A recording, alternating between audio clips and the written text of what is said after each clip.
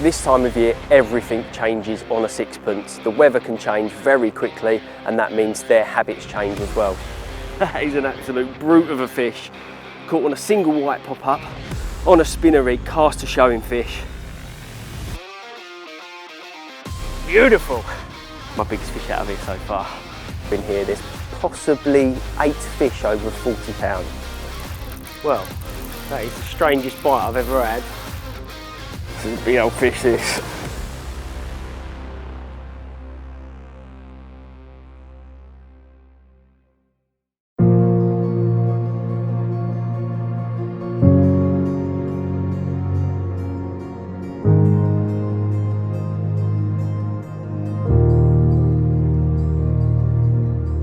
Spring fishing for me is actually the best time of year to go. The fish have had the whole winter, they've done nothing, they've eaten nothing, they've warmed up a little bit in the sun now. They're cruising around trying to look for some food, and there's lots of opportunities in the spring to catch carp. I've heard about this lake for quite a few years now. A couple of my mates have fished it and the fish have just got bigger and bigger in here. There's possibly 8 fish over 40 pounds, which is just astronomical really when you look at the size of the lake. It's beautifully clear, you can catch them on lots of different methods, and it seemed the perfect place to spend my spring. This time of year, the depth of water you're fishing in is paramount. You can imagine all winter it's been freezing cold, they're cold-blooded, they've been sitting in the depths of the winter, freezing cold, then all of a sudden there's a lovely bit of sun and it's warming up them real shallows on the island, it's warming up that top third of the water, so that is exactly where they're going to be. Don't fish in like 19, 20, 25 foot of water when you can fish in 3 or 4 foot right next to an island where it's lovely and warm. I got here this morning and the first thing to do is have a little wander around the lake. 3 or 4 swims that were free didn't have any carp in, and 1 did, and that's the one that I chose. I had a scoot up the tree, seen some fish very close to the surface and some fish fizzing underneath an overhanging tree on the island, so it seemed the perfect place to start. I'm not too worried about putting bait out at the moment. Spring fishing is opportunist angling. The fish are swimming around, they're not massively into bait at the moment. They're going to eat a small amount of bait on the fly. So fishing single yellows, zigs, or even a pop-up with 10 baits around it, that's literally all you need in the spring. If you start catching, you can put a little bit more bait out, but really the most important thing is you're in the right spot with a high attract hook bait on, because the water's still pretty cold, their senses are down, but they are willing to eat the single hook baits.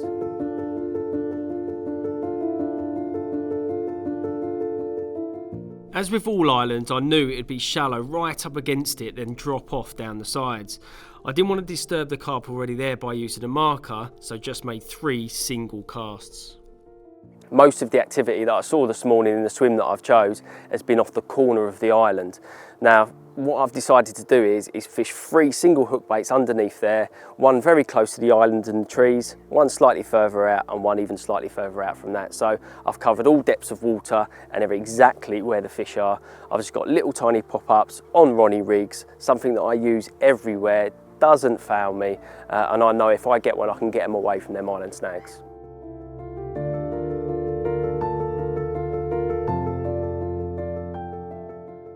This time of year, everything changes on a sixpence. The weather can change very quickly, and that means their habits change as well. So you have to keep your eyes on the water and make sure you leave your options open all of the time.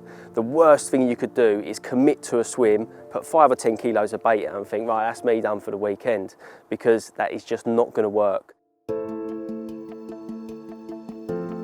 A few hours passed without a bleep, and with that I could clearly see carp starting to gather near the surface. This opened up the perfect opportunity to fish some zig-rigs.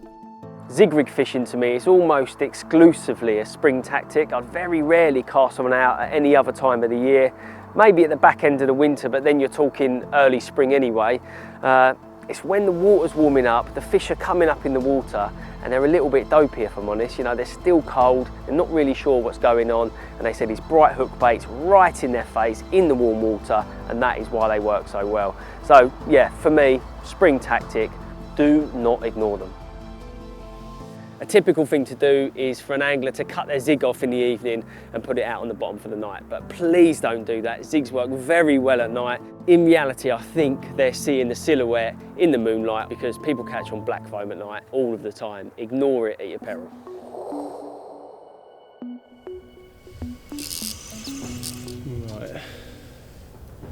please be good. This is on the Zig. Now I'm hoping, one, it's not going to get caught in any snags, and two, it's carp.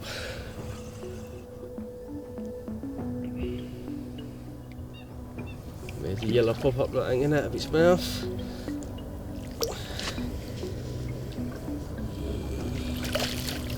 Yes. That is a tickle. God, I'm happy with that. It's a nice fish, that. Yeah, what result. So far I think the trip's going really well, considering I don't know the lake at all. To nick one on the first night back is something really nice. Look at that. A long chestnut brown, huge pecked male mirror of 29.5 pounds. And you can see exactly why I've joined this syndicate this spring. There's probably 70 fish in here of this quality.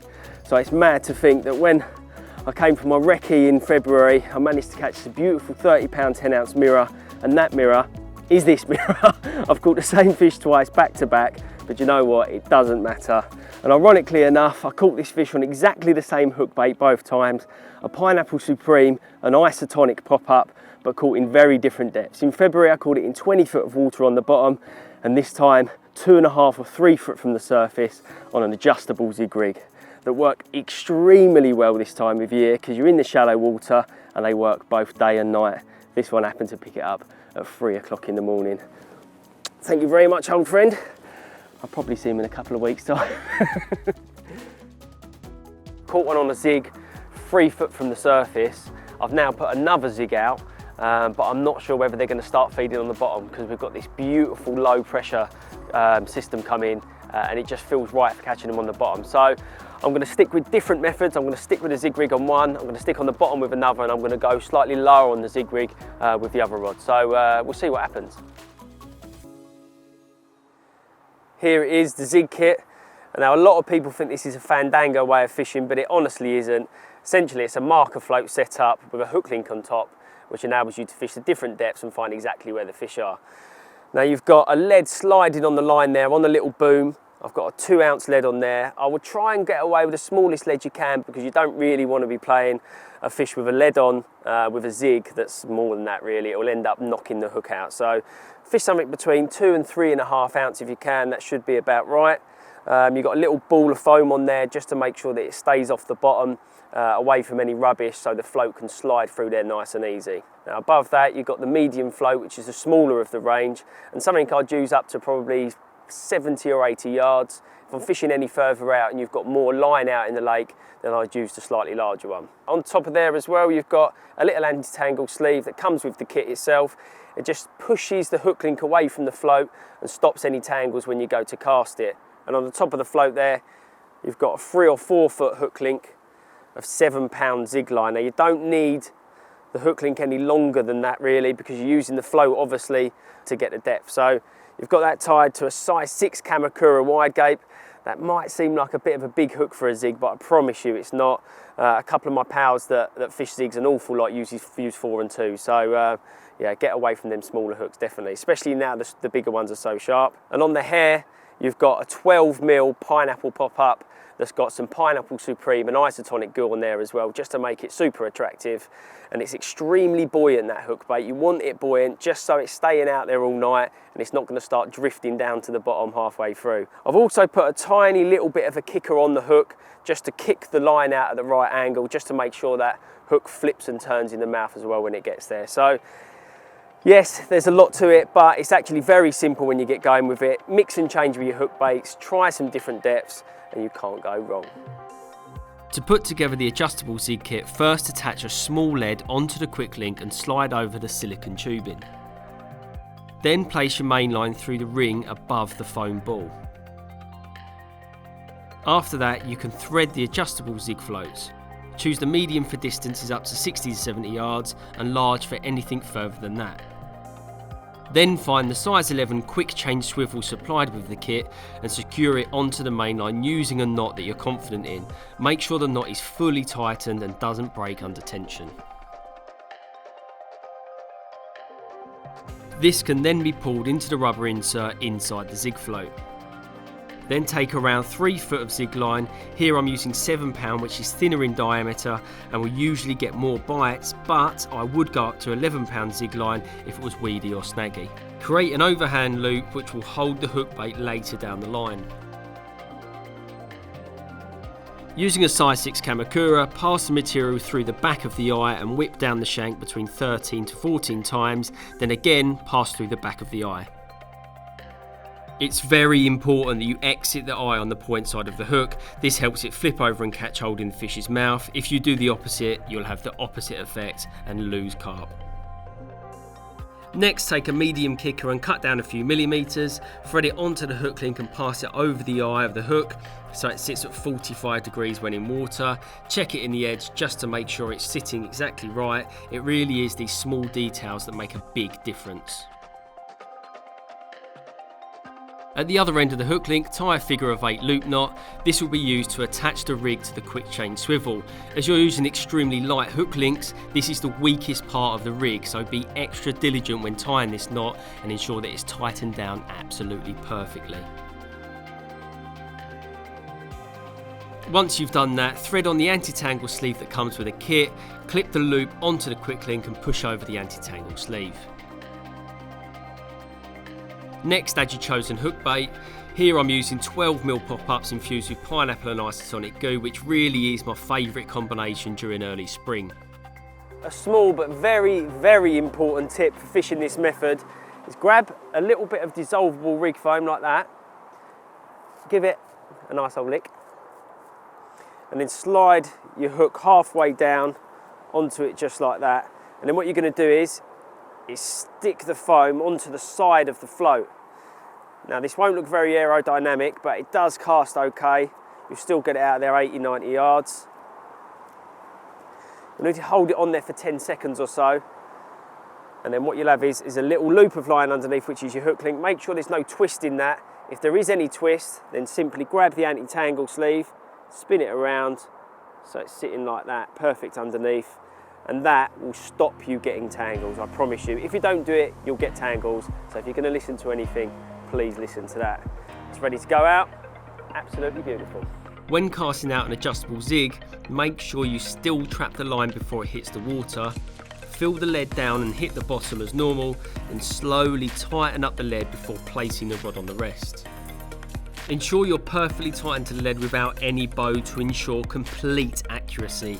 Then steadily pay out line until you see the hook bait reach the surface, followed by the float shortly after.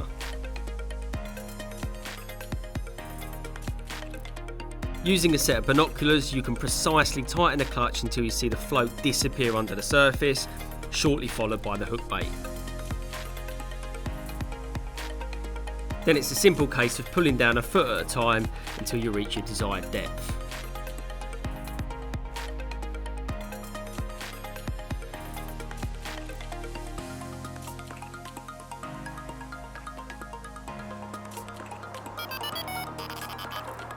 The best thing about this method is when you put it out like that and you've seen it all go down, you know it's not tangled, and I've just seen 2 or 3 fish show right next to it. So I've got a rig out there that's absolutely perfect. I'm hoping it's at the right depth because I really feel like I'm going to get one. Feels good. The night soon disappeared and I quickly woke up to that dreaded feeling of sunlight without having had a bite. As I was previously so confident the fish were definitely in the area I expected to catch, and with the fact that being in the right place was out of the question, I decided to make a hook bait change. Your hook bait is so important, and as I knew I had everything else right, I had an idea to try and trigger a response: the wormy zig. A worm attached by a bait floss to a cork stick, which I then hair rigged to a size 6 Kamakura wide gate. Surely they couldn't ignore that. With zig hook baits, they need to be extra buoyant. You can use boilies with added cork inserts, different coloured foam soaked in goo for extra attraction, or even come up with your own, a mix of live bait and cork. And hopefully this natural looking hook bait will prove too tempting for the carp. Only time will tell.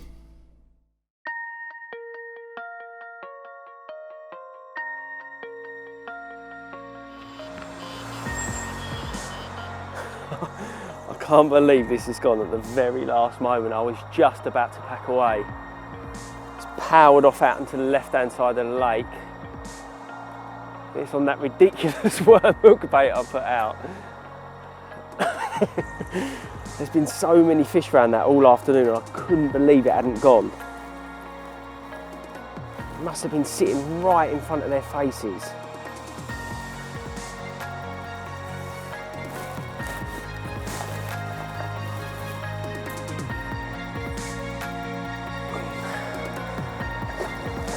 Oh, that's a nice mirror. Right, let's try and get this in the net.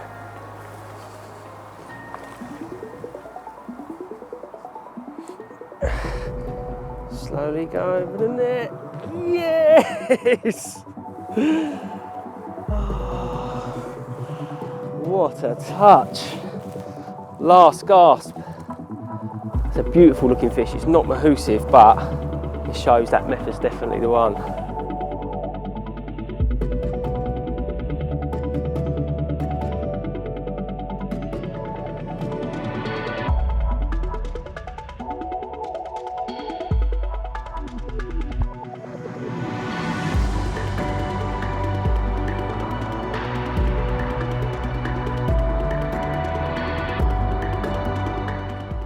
Well, what an absolute perler that is. 24 pounds of hard fighting mirror carp, caught 3 foot from the surface on an adjustable Zig-rig. And you know what, I come here not really knowing how this session was going to go, but I'll leave armed with a method that I know works. So if I turn up next time and they're in a similar mood, I will be putting zigs out. But I would love to find a shallow spot closer to that island because they are patrolling that an awful lot. But we've learnt a lot and we've caught a couple of lovely fish. The biggest challenge at this lake at the present time is the depth of water. The fish are obviously really close to the surface, and in the swim I'm fishing there isn't any shallow water that I can fish in. I think for next time I'm going to scope out some shallower water, try and find a shallower spot to fish in. It's only been 4 days since I left after my last trip, and in between them times the weather changed massively and I've had some information that fish have been caught on the bottom. Now do not ignore that sort of information. There's a huge difference between fishing 2 foot under the surface or in 15 foot of water. Really, I hoped they'd started coming out at the bottom because I prefer to put a little bit of bait out and get something going. Well, that is the strangest bite I've ever had. Fishing to the left-hand side of that island where I saw a fish show this morning, cast a single pop-up out to it while I was waiting, and then I've just had a jittery sort of bite, picked up the rod, and the fish had already travelled sort of 30, 40 yards to the right. Made me think that it might have been a trailer first of all. If this is a carp hooked in the mouth off the bottom, it's a massive touch because it means that we've picked the right swim. We've got slightly shallower water down here, which is exactly what I wanted. And I've already got a spot that carp are feeding on the bottom.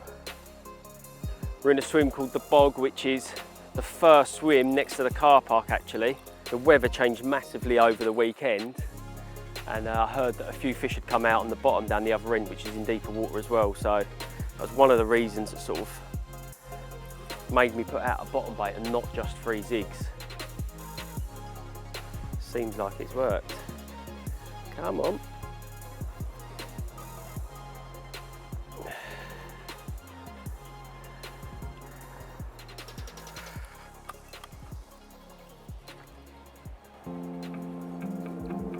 Yes! How about that? That is such a good sign for this trip. Very early on, off the bottom, single white pop-up.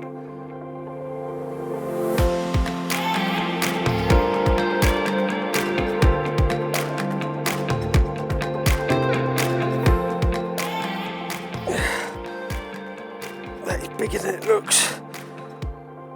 34 and a half. Yes!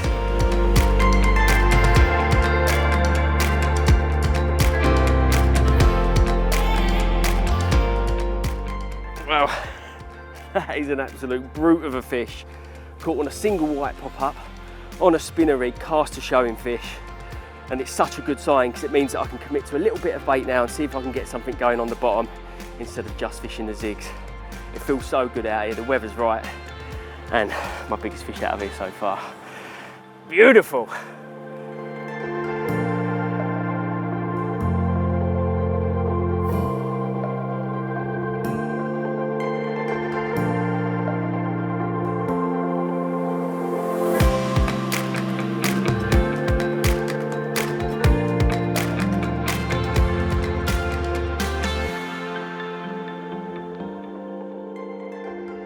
The spinner rig is my go-to rig when fishing on the deck, and it's caught me countless carp from all over the world. It's reliable, incredibly simple to set up, and never ever lets me down.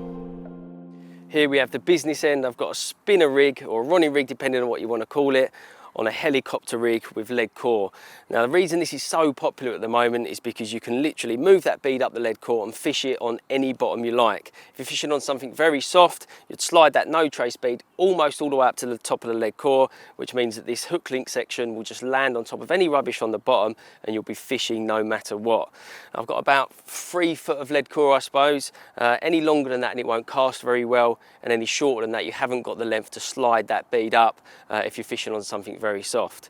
On the bottom there I've got a 3.5 ounce lead. I'm not casting too far, but I like 3.5 ounces just so I can fill the lead down really well on the bottom, and that's connected to a heli safe which I've got set to drop the lead. There's a little bit of weed in here and a few snags, so I'd just rather be in direct contact with the fish when I get one. On the lead core I've got a size 11 quick change swivel that I've connected my hook link to, and over the top of that I've just got a little section of an anti-tangle sleeve just to neaten it all up and make sure that I don't get any weird tangles or anything up that end. I've got 7 inches of 25-pound boom there that I've crimped a loop in either end, and on the hook end I've crimped the swivel directly onto it, and I've cut the ring off of the spinner swivel just so I haven't got so many metal items down that end. It just makes it a little bit neater really.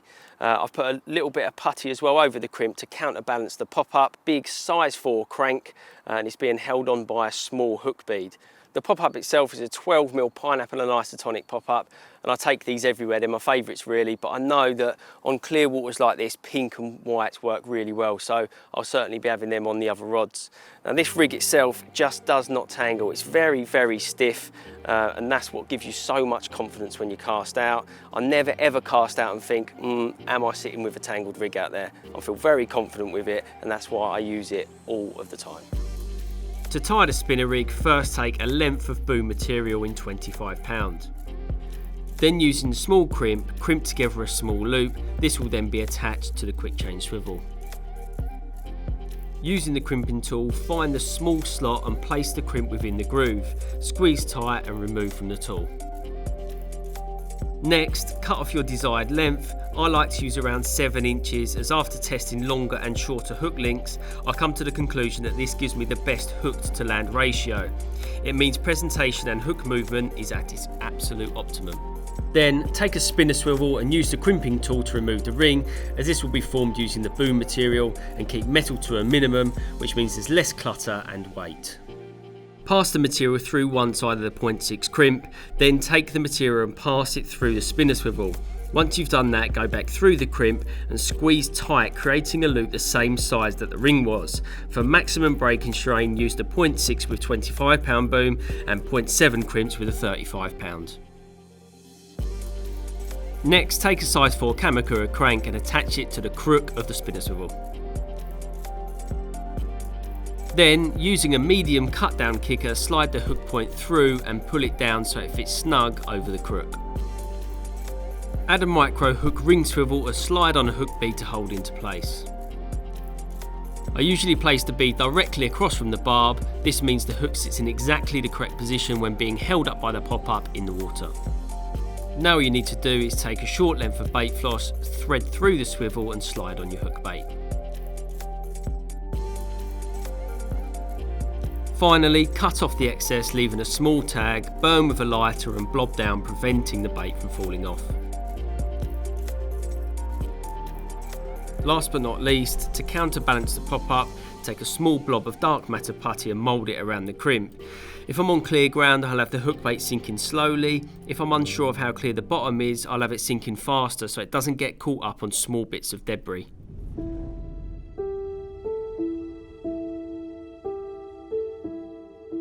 One of the main reasons about going in this swim, apart from seeing the fish this morning, is that I knew that there was slightly shallower water in front of here, which is ideal for this time of year. I wanted to find shallow water that was nice and clear on the bottom. So what I decided to do is get my marker float out and give it a proper autopsy. The first bit of information you want from marker floating is how hard the bottom is. So the first thing to do is to cast out, feel the lead hit the bottom. If you get a soft drop as if it's landing on a pillow, you don't want to fish there. If it's falling down and it lands on something like it's landing on granite or something hard, that's where you want to be fishing. Something nice and clear, not something soft like weed. The second thing you want to do is find out how big the clear area is if you found the clear area. So once you cast out, you feel the lead hit the bottom, then you drag the lead and the marker float across the bottom to see how clear it is. If you get no tension on your rod whatsoever and it slides along as if it's on glass, then the area is lovely and clear.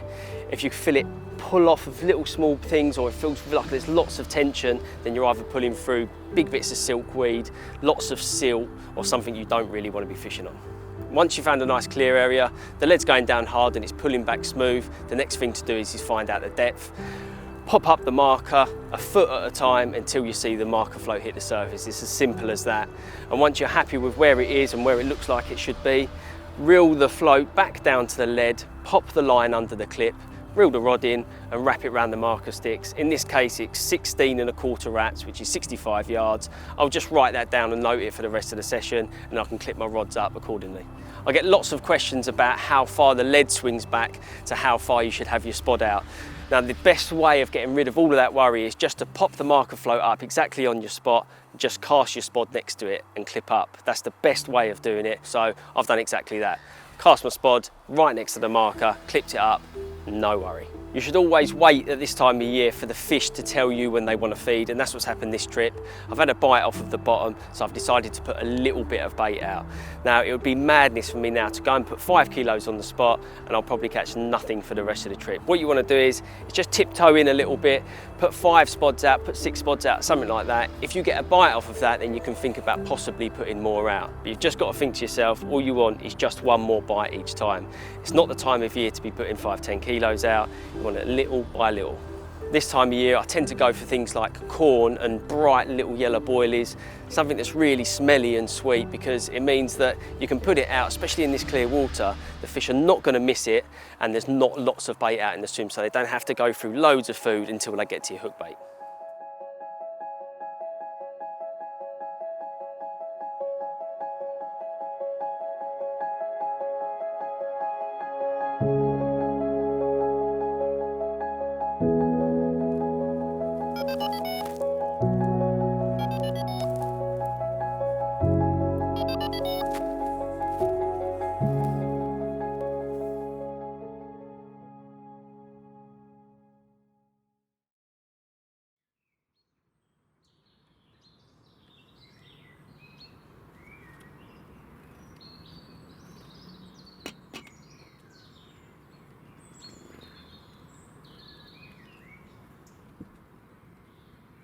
I woke the next day with no action to report.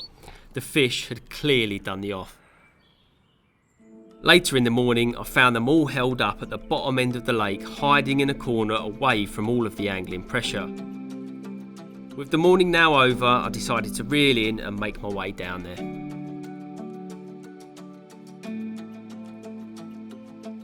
When I got down there, I noticed a small group of fish quite close to the margin at the far end, and I knew from speaking to the other anglers that the carp loved a floater in this lake, so I grabbed my floater kit in hope of a quick opportunity.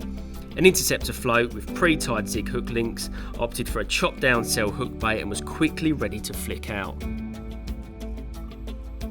I catapulted out some floaties to see if they would take them, and sure enough, they did.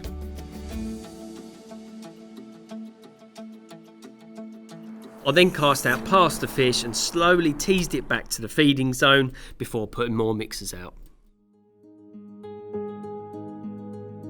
Despite my efforts and having come extremely close, the odds suddenly stacked against me, as typically the gulls made a swift entrance, spooking some of the fish from the area.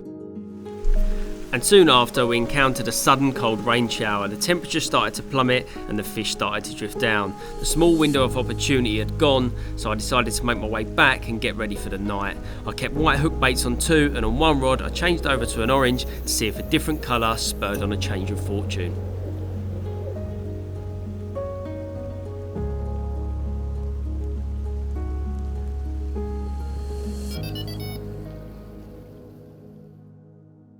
The rods lay quiet all night, and the following day I was greeted with more rain.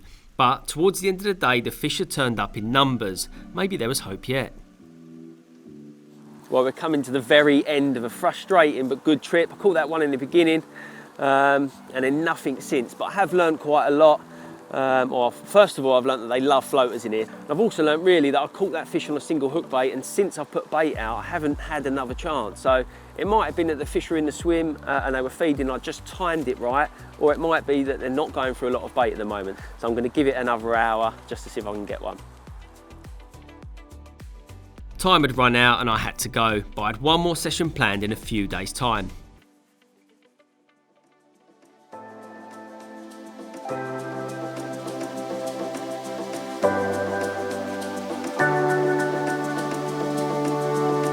I got here this morning, I could see straight away that it was mega busy, lots of cars in the car park, lots of people in the swims, and the only thing you can do in them situations is either squeeze into one of the swims that are left, but they were little tiny corner swims not worth fishing in, or wait until someone leaves in one of the swims that are worth fishing. And that's exactly what I've done.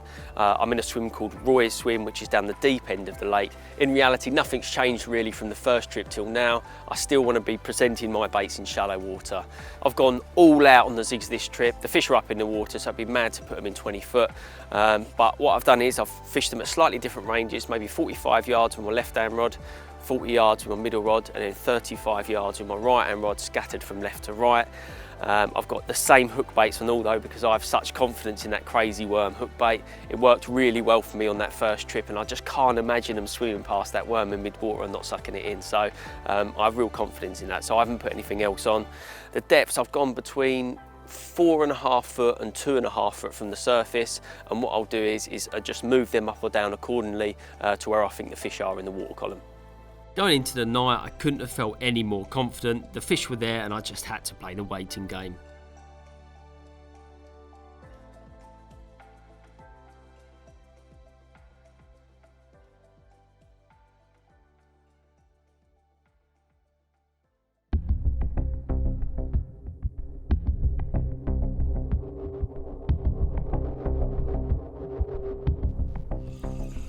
Well, it's 1:30 in the morning and one of the zigs is busted off. This one was 4 foot from the surface exactly. I had a 3, a 4 and a 5, and the one in the middle was gone, so we pretty much got the distance from the surface right. One of the dangers with fishing Zig-rigs so close together is them picking up the other lines when you've got a fish on, and this is exactly what had happened in this situation. The fish looked big, so I played it gently and hoped it went into the back of the net.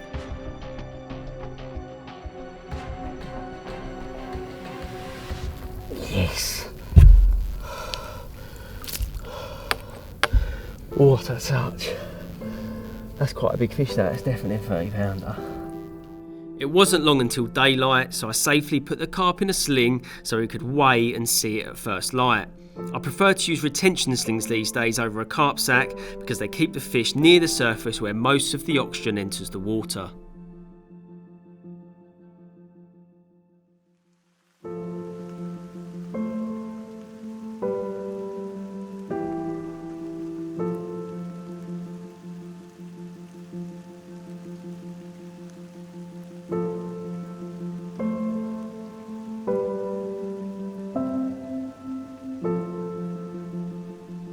Big old fish, this. Come on.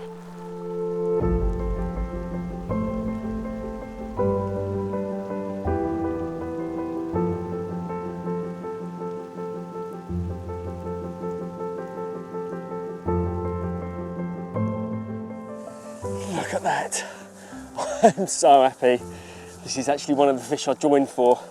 One of the big ones, Martha at 43 pounds 8 ounces. Caught on a Zig-rig at night, 4 foot from the surface. Just look at that. Beauty. Absolute cracker. Oh, thanks, old Martha.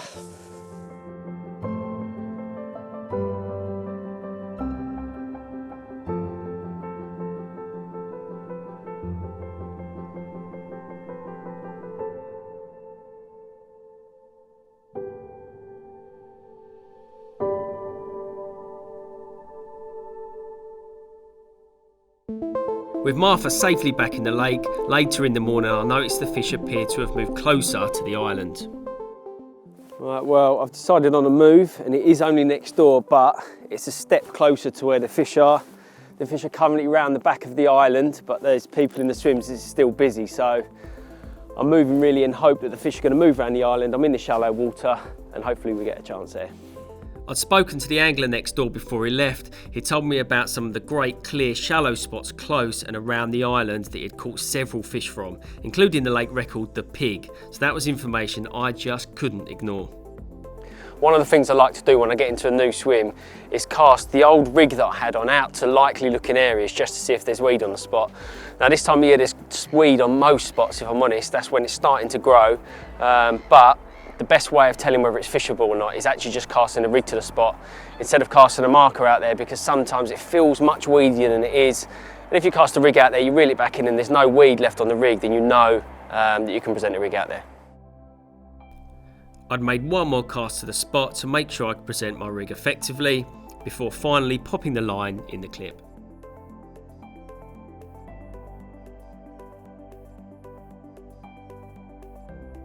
Well, there you go. There's a tiny little bit of weed around the lead there, which means that that lead is plummeting into the weed. But because I've got that bead slightly further up the lead core, that hook link's going to slide up and sit on top of it out there. So that little tiny bit like that, I'm not worried about at all. That's completely fishable, and I'm happy to cast out there.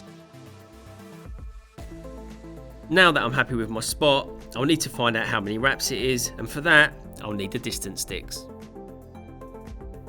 Okay, so that's 16.5 wraps. What I've done there is that I've found the spot, I've cast to it multiple times until I've got exactly where I want to get. I've put it in the clip, then I've walked to the top of the bank and wrapping it around the wrap sticks. The wrap sticks are 4 yards apart, which is 12 foot, which is exactly the same length as your rod. Distance sticks help you to fish the same spot easily over and over again. The sticks I'm using here enable that process to be swift and ag-free. The grooves ensure no line slips off the sticks during the process, and the auger point ensures they're stable in any ground. I knew the spots on this side of the island were pretty shallow, around 4 to 5 feet, so I opted to fish on the bottom with spinner rigs. I also added some cork to my pop-ups to ensure they remained really buoyant throughout the night. Simply drill 5mm into the pop-up, then add a sliver of 6mm cork to help aid buoyancy.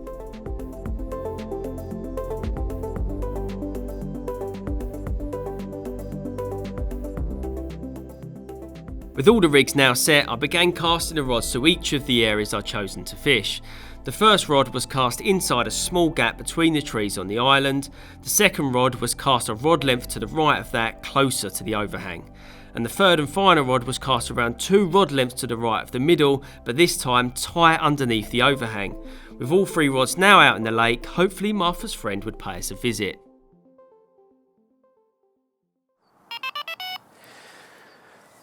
You'll notice for part of this trip I've been using the stove bobbins, and that's because I've been using the adjustable Zig-rigs.